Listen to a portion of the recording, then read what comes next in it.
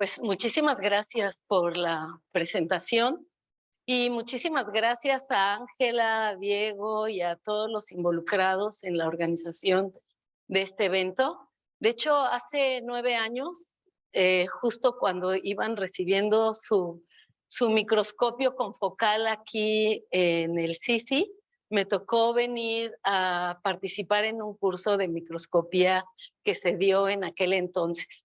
Y bueno, para completar mi presentación, les puedo decir que mis actividades extracurriculares son pintar, meditar y la verdad mi comida favorita es cualquier platillo de comida mexicana. Acabo de ir a Brasil y la verdad es que la comida es rica, pero me hizo comprender que como la comida mexicana no hay dos. De hecho, ya es patrimonio de la humanidad la comida mexicana. Yo vengo a platicarles hoy un poco acerca de la microscopía confocal. Ay, y voy a utilizar a los hongos filamentosos como un ejemplo para que podamos entender cómo se utiliza. Como no ha habido una plática sobre la microscopía de fluorescencia, me permití poner dos diapositivas para que podamos entender un poco lo que antecede a la microscopía confocal. La microscopía de fluorescencia es aquella que utiliza objetos iluminados por una definida longitud de onda y que como resultado de esa radiación electromagnética, las moléculas que están dentro de nuestra muestra van a remitir luz con una longitud de onda mayor. Y ahorita vamos a ver por qué ocurre ese fenómeno. O creo que más bien, tal vez en la plática de mañana de los fluoróforos, van a poder saber un poco más de esto. Entonces, ¿qué es la luz emitida? Resulta que cuando nosotros dirigimos alguna longitud de onda de lo que es la luz visible, e incluso para algunas técnicas de microscopía, incluso se puede utilizar luz no visible para poder nosotros obtener una imagen.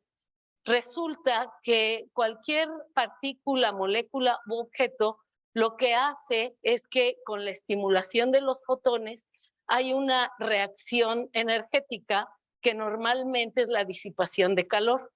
Sin embargo, hay moléculas que reciben precisamente el estímulo energético del fotón, onda o como le quieran ustedes llamar, que más bien lo que tenemos que entender es que la luz tiene la dualidad de ser una partícula y de ser una onda, y que no hemos podido llegar a una conclusión porque podemos observarla en un estado o en otro estado, pero no en los dos simultáneamente porque son complementarios. Ese nada más es un comentario sobre la luz. Y lo que ocurre en algunas moléculas es que al recibir esta energía, lo que pasa es que en vez de disiparse como calor, hay una reacción en la cual hay una emisión de fotones o de luz, ¿sí? Y esa luz va a depender de la longitud de onda con la que ha sido iluminada, ¿sí? Pero no va a ser la misma en la que va a emitir. ¿Por qué? Porque hay una pérdida de energía y al haber una pérdida de energía, inmediatamente la longitud de onda que vamos a poder observar es mayor a la que con la que fue iluminada. Entonces, la microscopía de fluorescencia lo que nos permite es a través de un microscopio que tiene una fuente de iluminación, que ahora ya hay muchas fuentes de iluminación, pero que originalmente eran lámparas de mercurio con una serie de filtros para poder tener las diferentes longitudes de onda.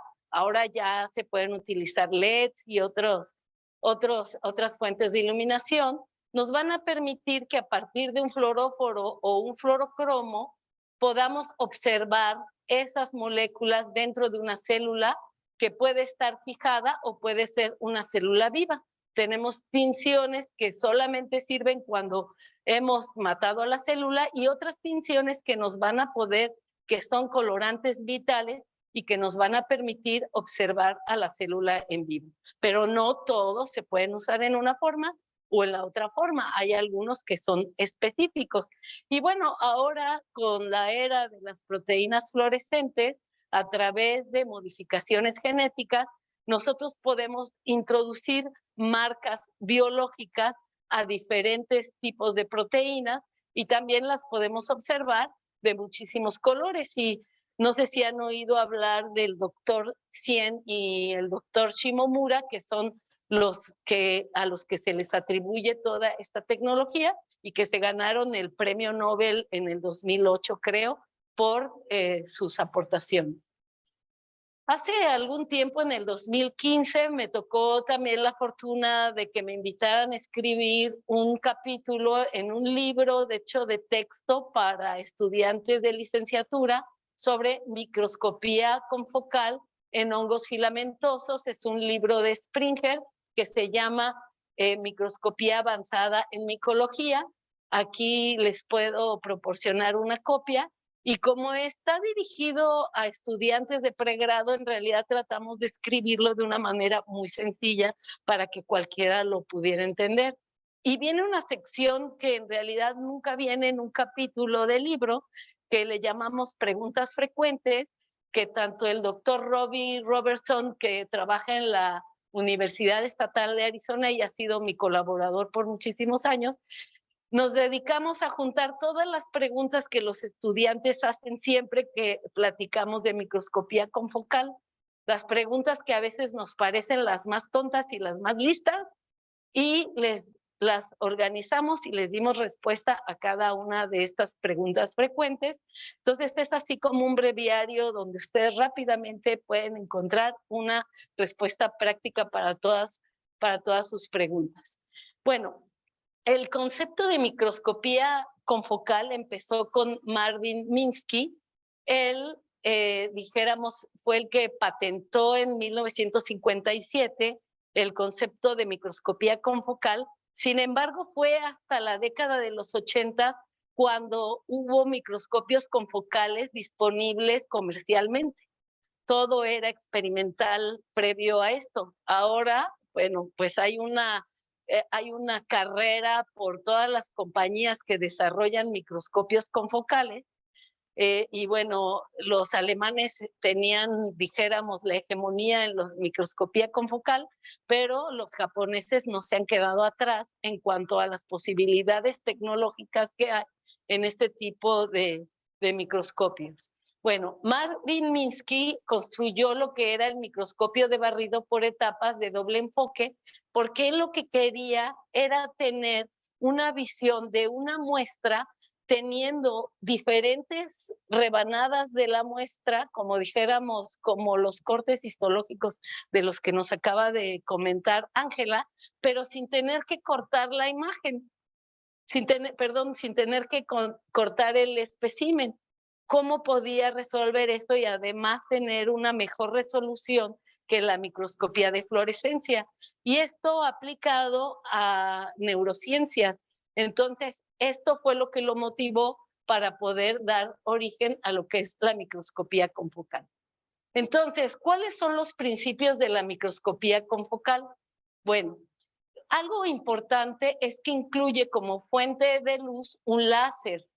Y esto es importante porque se necesita de una iluminación, de una fuente coherente. ¿Qué es una fuente coherente de luz? Estas lámparas que nosotros vemos aquí, pues es de luz incoherente. ¿Por qué? Porque toda la luz va hacia cualquier lado. Sin embargo, el láser, si ustedes lograran ver el haz hacia allá, pues es un tubito, dijéramos, que llega hasta donde va el objetivo y llega de una manera muy puntual al sitio a donde nosotros lo dirigimos. Esto es algo fundamental para poder hacer microscopía confocal. Aparte, necesitamos un sistema electrónico que nos va a ayudar a la captura de imágenes. Ya nos adelantó un poco Diego acerca de los fotomultiplicadores y los diferentes métodos para poder tomar imágenes. Y entonces aquí vamos a ver que también se basa en que elimina la luz reflejada o fluorescente que proviene de planos diferentes al foco óptico o al foco de la imagen.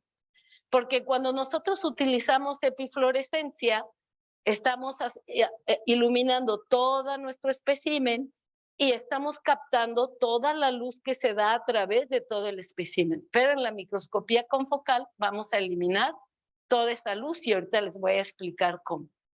Bueno, entonces, aquí la toma del haz luminoso que proviene del plano focal es exclusivamente lo que nosotros vamos a observar y vamos a eliminar lo demás.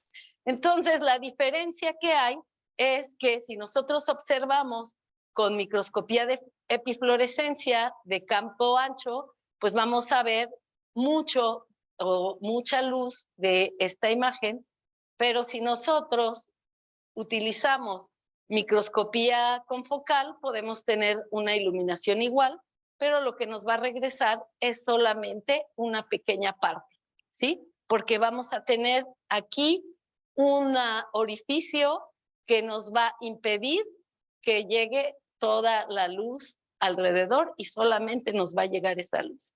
Y luego tenemos la microscopía de campo evanescente, donde nosotros vamos a ver rebanadas muy delgaditas que están muy cerca de la interfase entre el cubreobjetos y nuestra muestra. Pero bueno, ese no es el tema de hoy. Entonces, cuando tenemos una imagen de campo ancho, va a ser de esta forma, el grosor. Cuando es confocal, vamos a tener varias rebanadas muy delgaditas. Y cuando es de disco giratorio, podemos tener ese mismo número de rebanadas. Sin embargo, el grosor de nuestra rebanada óptica va a ser mucho mayor que en la microscopía confocal convencional. Y de TIR, pues vamos a tener solamente los primeros 50 nanómetros de lo que se logra ver ahí. Y entonces esta es una imagen del libro en la que quiero que ustedes vean cómo en fluorescencia normal es lo que podemos tener de información, que es demasiada. Es que no quiere decir que no haya información aquí, sino que es demasiada la información que estamos captando. Pero Adán ya tiene desarrollada toda una tecnología digital para que incluso en estas imágenes que se ven así, ustedes puedan llegar a imágenes como de este tipo o hasta mejores, porque todavía estas le pueden aplicar estas técnicas de super resolución y pueden tener todavía mayor detalle en esto. Y en células fúngicas, aquí nosotros tenemos los núcleos marcados con la histona 1 asociada a GFP y tenemos la imagen de fluorescencia, donde pues vemos los núcleos todos como de un tamaño hasta mayor por todo lo que emiten. Sin embargo, cuando tenemos una imagen confocal, pues vemos que no son tan grandes. Vemos que la histona 1 no se distribuye homogéneamente dentro del núcleo y muchos otros detalles. Entonces, este es el corazón de lo que es la microscopía confocal. Aquí tenemos cómo funciona ópticamente la microscopía confocal. Tenemos nuestra fuente de láser que va a pasar a través de una lente inicial y va a llegar a lo que es el espejo dicroico o filtro dicroico, que tiene dos funciones. Una de ellas es reflejar toda la luz que viene del láser hacia el objetivo y posteriormente hasta nuestro espécimen. Aquí tenemos el foco de la imagen, sin embargo, pues vemos que hay todavía información arriba y abajo de lo que es el plano focal. Bueno, una vez que la luz llega e ilumina nuestro espécimen, de aquí, como les decía, se va a reflejar o va a emitir luz de acuerdo al fluoróforo o a la proteína fluorescente que nosotros estemos utilizando y va a pasar nuevamente por el objetivo. Entonces el objetivo tiene dos funciones. Tiene una función de ser la lente como objetivo, pero también tiene la función de condensador.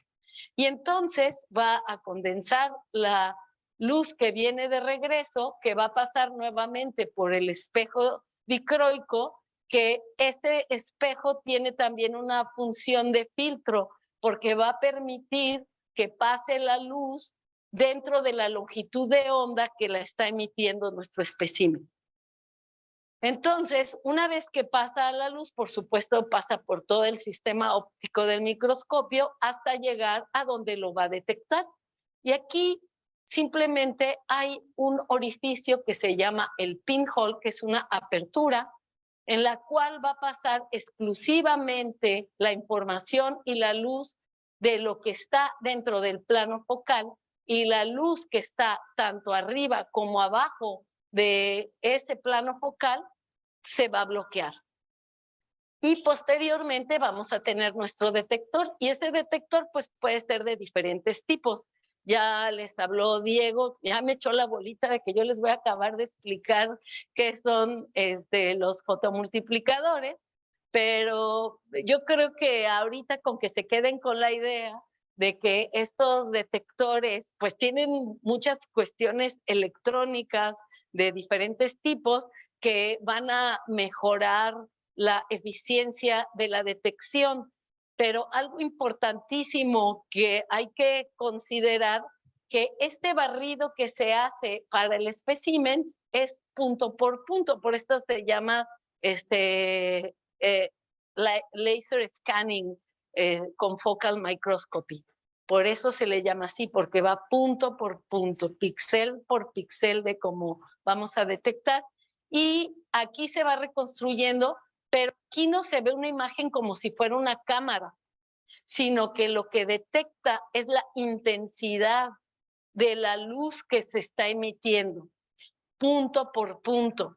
Y para eso, pues ya se necesita pasar a todo un sistema. Aquí tenemos un sistema donde tenemos los láseres, el microscopio, y de aquí pasa a el cabezal de escaneo, y necesitamos una computadora, porque la información que le llega a la computadora de intensidades, punto por punto, pues entonces es la que se va a convertir en una imagen a través de inteligencia artificial.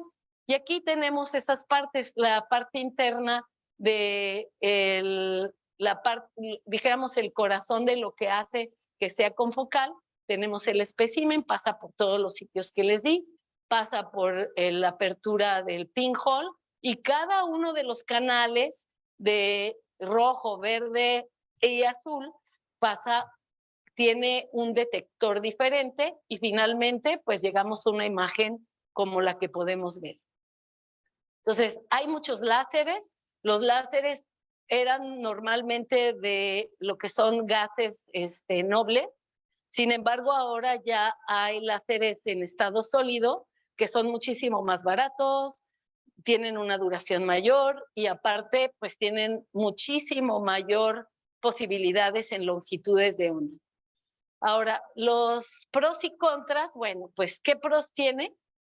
Podemos tener ese seccionamiento de los objetos, la reducción del ruido de fondo, ¿sí? Podemos tener digitalización de las imágenes, ¿sí? Algo muy importante es que podemos tomar imágenes multidimensionales en tiempo, espacio, color, etcétera.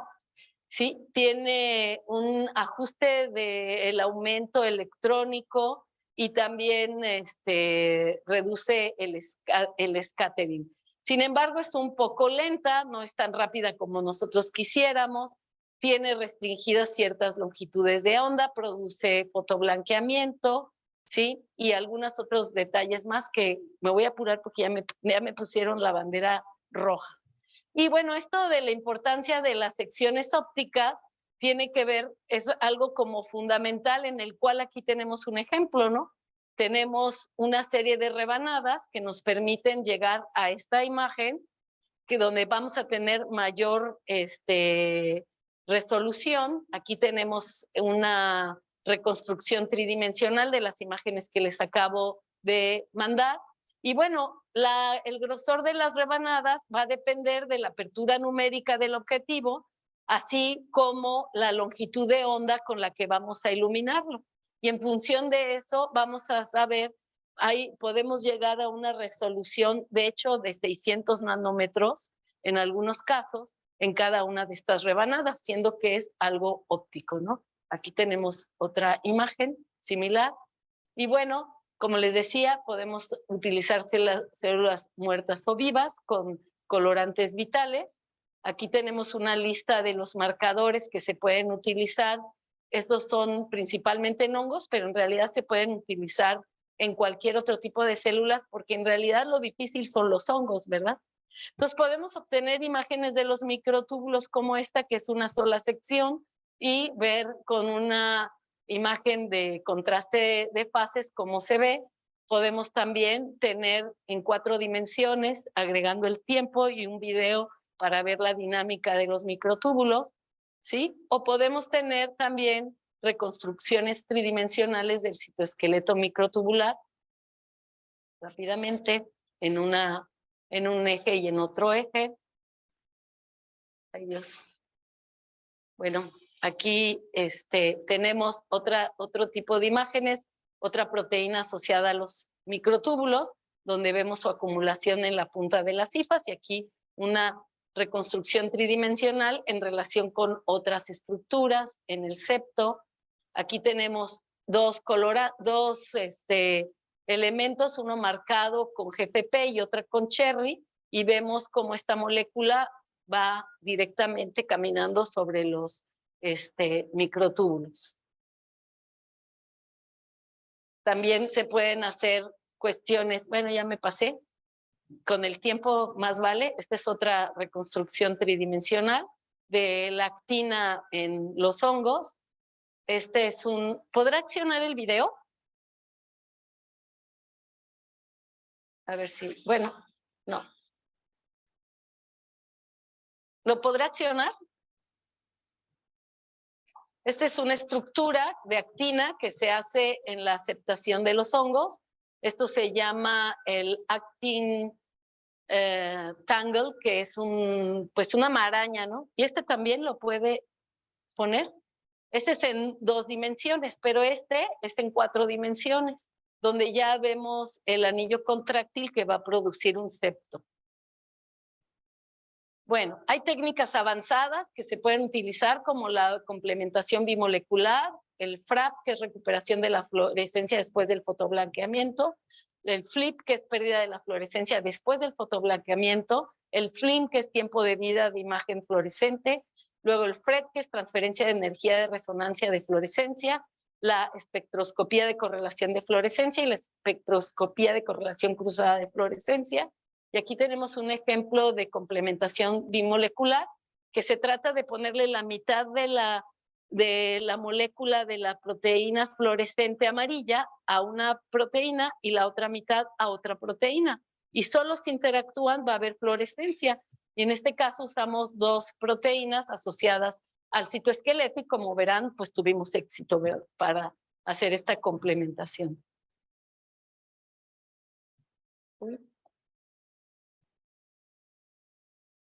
Y también el FRAP, que es el fotoblanqueamiento, y ver cómo se recupera la fluorescencia en la parte. Bueno, ya para finalizar, agradecer a mi grupo, el Laboratorio Nacional de Microscopía Avanzada. Yo soy la responsable técnico, nada más que el que trabaja es Diego. Y además de tener microscopía óptica, tenemos microscopía electrónica de barrido y de transmisión. Y bueno, al apoyo de CONACYT y de CICESE para haber desarrollado este laboratorio dentro de nuestra institución. Muchas gracias.